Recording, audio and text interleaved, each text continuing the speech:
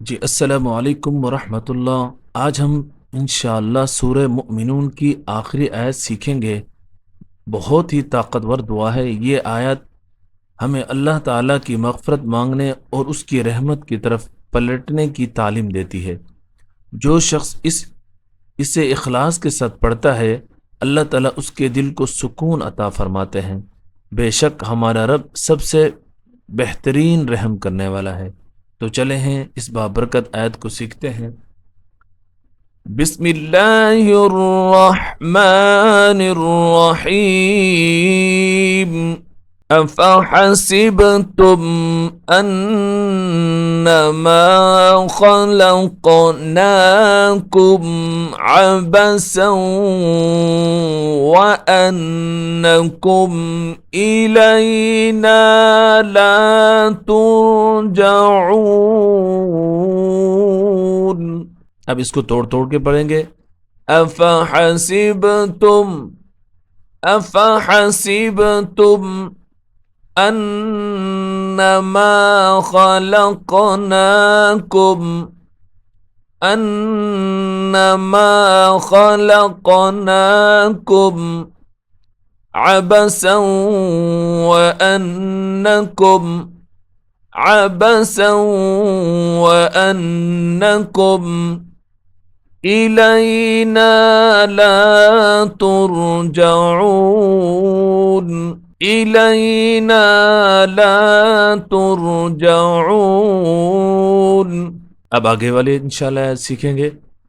फ़तआला अल्लाहुल मलिकुल हक़ फ़तआला अल्लाहुल فتعالى الله الملك الحق ملك الحق لا إله إلا هو رب العرش الكريم لا إله إلا هو لا إله إلا هو رب العرش الكريم رب العرش الكريم। अब इंशाअल्लाह तीसरी आयत सीखेंगे। वमन यदअु मअल्लाहि इलाहन आखर ला बुरहान लहू बिहि वमन यदअु मअल्लाहि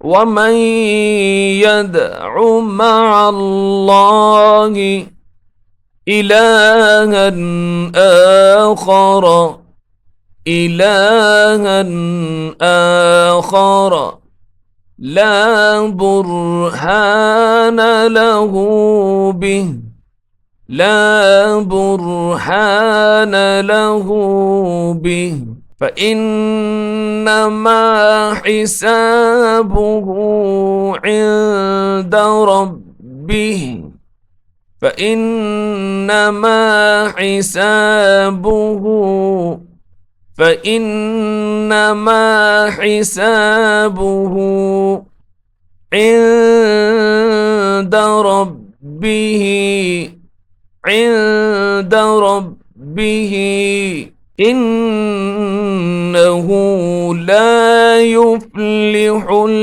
الكافرون إنه لا يفلح الكافرون। अब इंशाल्लाह आखिरी आयत है ये। वक़ुर रब्बि इग़फ़िर वरहम वअन्त ख़ैरुर राहिमीन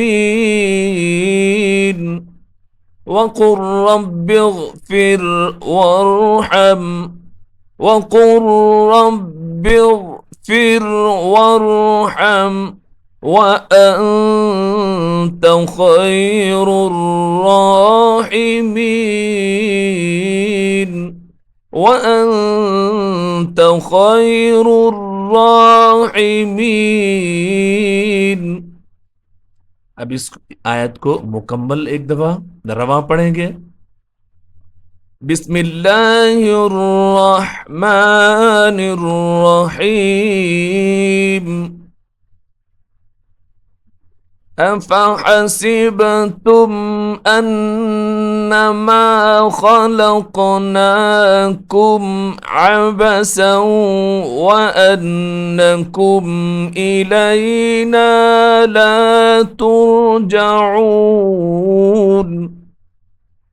فتعالى الله الملك الحق لا إله إلا هو رب العرش الكريم.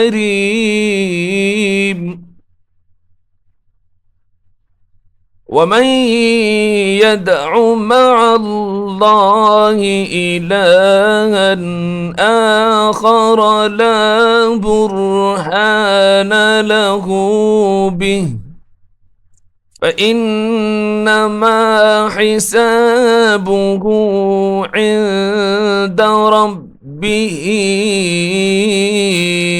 إنه لا يفلح الكافرون.